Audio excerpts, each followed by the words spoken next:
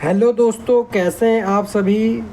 जैसा कि हम लोग क्लास 9th का साइंस पढ़ रहे हैं और आज ये हमारा तीसरा लेक्चर हो जा रहा है। आशा करता हूँ कि आप लोगों को बताई गई सभी जानकारी समझ में आ रही होगी। तो इससे पहले के 2 लेक्चरों में हम लोगों ने पदार्थ के बारे में जाना और उसके भौतिक स्वरूप के बारे में जाना। अब आज के इस वीडियो लेक्चर में हम लोग पदार्थ के कणों के अभिलाक्षणिक गुण के बारे में जानेंगे। अभिलाक्षणिक गुण जिसका मतलब होता है कि पदार्थ के क्या क्या चरित्र मतलब कि कैरेक्टर है, इसके बारे में हम जानेंगे। तो देखिए, पदार्थ का पहला कैरेक्टर क्या होता है कि पदार्थ के कणों के बीच रिक्त स्थान होता है। मतलब कि जैसा हम लोगों ने पहले के 2 लेक्चरों में, जिसमें कि क्रियाकलाप 1.1 और 1.2 में किया था, जिसमें नमक, शर्करा, डेटॉल या पोटेशियम परमैंगनेट के कण समान रूप से पानी में वितरित हो गए। मतलब कि पानी में जब हमने नमक, शर्करा मतलब कि चीनी या डेटॉल डाला तो वो समान रूप से पानी मिल गया। तो कैसे मिल गया? पानी के बीच में खाली स्थान होगा, रिक्त स्थान होगा, तभी मिला होगा। तो यही हमने प्रैक्टिकल से देखा था, जो कि पदार्थ का एक अभिलाक्षणिक गुण है। अगर इसको हम और आगे देखें कि इसी प्रकार जब हम चाय, कॉफ़ी या नींबू पानी बनाते हैं तो एक पदार्थ के कण दूसरे पदार्थ के कणों के रिक्त स्थानों में समावेशित हो जाता है। मतलब कि जैसे हम लोगों ने दोनों प्रैक्टिकल में देखा था, ठीक उसी तरीके से आप इसको घर पर चाय या कॉफ़ी या नींबू जब भी आप पानी में डालेंगे तो देखेंगे कि वो पदार्थ के कणों के रिक्तियों में समान रूप से बैठ जाएगा। मतलब कि आप ये नहीं कर सकते कि हाँ, इस पूरे चाय में ये पोर्शन गाढ़ा है, ये पतला है और ये गाढ़ा है। जहाँ पर भी बैठेगा सभी जगह एक समान होगा। तो इससे हमें क्या पता चला कि पदार्थ के कणों के बीच में रिक्त स्थान होता है।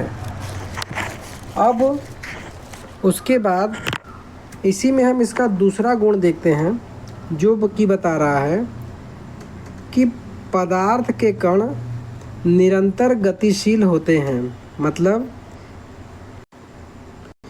कि ये जो पदार्थ के कण होते हैं ये निरंतर गतिशील होते हैं, यही इसमें हमें बताया है। तो आइए इसको और अच्छे से देखते हैं।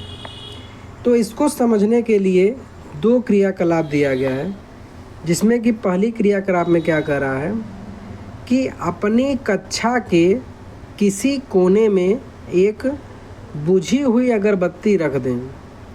इसकी सुगंध लेने के लिए आपको इसके कितने समीप जाना पड़ता है। मतलब कि ये प्रैक्टिकल आप चाहें तो घर पर भी कर सकते हैं। इसमें आपको एक अगरबत्ती लेना है और फिर ये देखना है कि उसकी गंध या सुगंध दोनों लेने के लिए आपको उसके कितने पास जाना पड़ता है। पता चला अगर आपने मच्छर मारने वाली अगरबत्ती बरा दी तो वो तो दुर्गंध ही देगा ना।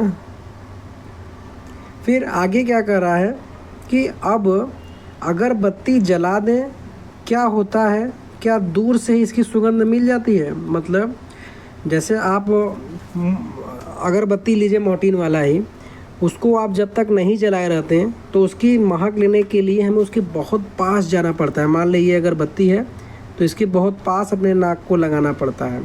लेकिन अगर आपने इसको जला दिया, इससे धुआं आने लगा, तो आप एकदम कोने में ही क्यों ना खड़े रहें, आपको इसका महक पता लग जाएगा। ठीक है, तो इससे हमें क्या पता चला कि पदार्थ के कण निरंतर गतिशील हैं। अगर ये गतिशील ना होते तो जलाने पर इसकी महक यहाँ तक कैसे आई। हम नहीं जला रहे थे तो हमें नाक यहाँ लाना पड़ रहा था, जला दिए तो आदमी छोड़ो, जो मच्छर है वो भी इसकी महक ले रहे हैं, भाग जा रहे हैं, मर भी जा रहे हैं, है कि नहीं। इसी को समझने के लिए एक और क्रियाकलाप इसमें दिया गया है कि जल से भरे 2 गिलास या बीकर लीजिए। पहले बीकर के एक सिरे पर सावधानी से एक बूंद लाल या नीली स्याही डाल दें और दूसरे में शहद डाल दें। देखिए इसमें क्या कह रहा है कि आप 2 गिलास लीजिए, एक गिलास ये लीजिए, एक गिलास ये लीजिए। क्या कर रहा है कि एक में आप डालिए स्याही और एक में आप डालिए शहद। तो जब ऐसा करते हैं तो क्या होगा, आपको इनके घर में या कक्षा के एक कोने में इसको रख के फिर इसका परीक्षण देना है। मतलब डालने के बाद क्या इसमें परिवर्तन आता है इसको आपको देखना है। इसको आप अपने से करके बताइएगा कमेंट के माध्यम से।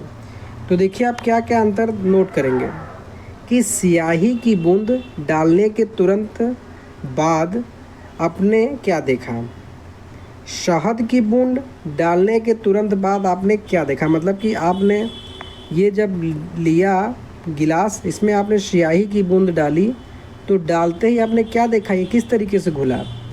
आपने ये लिया गिलास, इसमें आपने शहद की बूंद डाली तो आपने क्या देखा, ये आपको बताना है कमेंट में।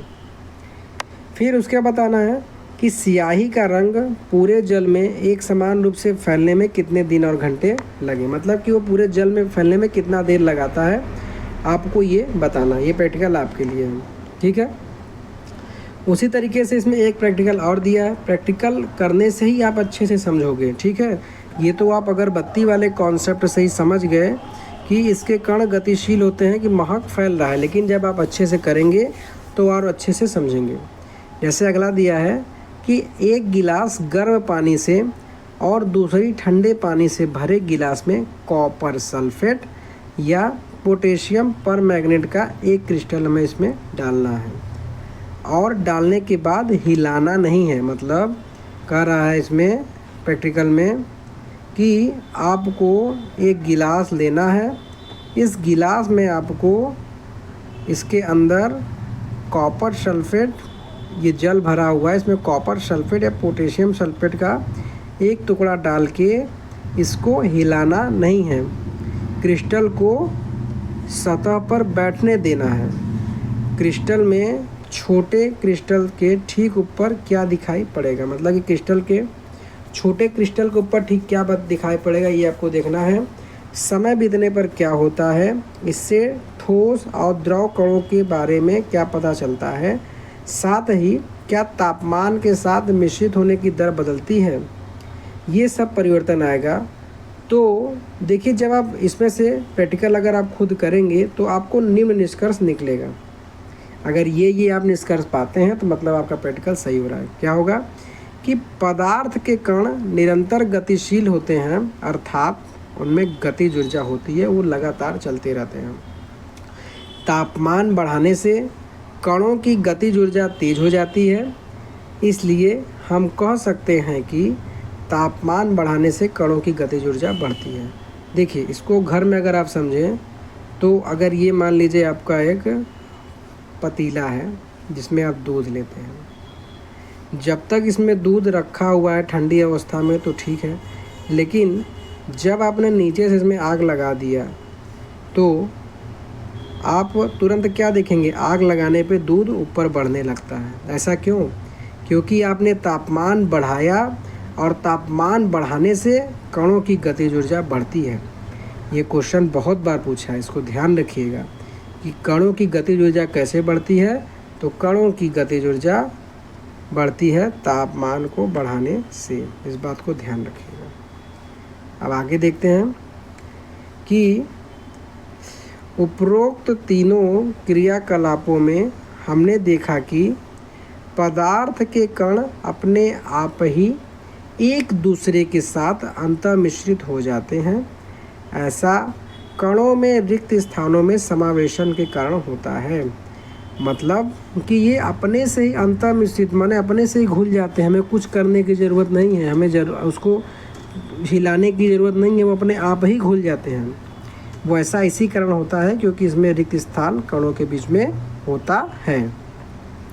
फिर दो विभिन्न पदार्थों के कणों का स्वतः मिलना ही विसरण कहलाता है। इसको आप नोट कर लीजिएगा, जो कि बहुत ही इम्पोर्टेंट ये डिफिनीशन है कि विसरण किसे कहते हैं, तो आप इसको यहाँ से नोट कर लीजिएगा कि विभिन्न पदार्थों के कणों का स्वतः मिलना ही विसरण कहलाता है। हमें यह भी पता चलता है कि गर्म करने पर विसरण तेज हो जाता है, मतलब कि जो दूध तेज बनने लगता है उसको विज्ञान की भाषा में विसरण तेज होना कहा जाता है। ठीक है, तो दोस्तों आज के वीडियो लेक्चर को हम यहीं तक रखते हैं। अगले वीडियो लेक्चर में हम लोग पदार्थ के कण एक दूसरे को आकर्षित करते हैं इसके बारे में देखेंगे। उसके साथ ही मैं आपसे बताना चाहूँगा कि अगर आपको लेक्चर में कोई भी दिक्कत आता है तो आप दिए गए मोबाइल नंबर पे कभी भी पूछ सकते हैं, एनी टाइम। जब भी वीडियो आपको देखते हैं, आज कल परसों 6 महीने साल भर 2 साल, जब भी आप देखते हैं अपना प्यार दिखाते हैं, आप पूछ सकते हैं। कोई भी दिक्कत आता है उसके साथ आप कमेंट करेंगे, आपको तुरंत ही रिप्लाई मिलेगा। तो चलिए मिलते हैं नेक्स्ट वीडियो लेक्चर में। सो थैंक्स फॉर वॉचिंग, धन्यवाद।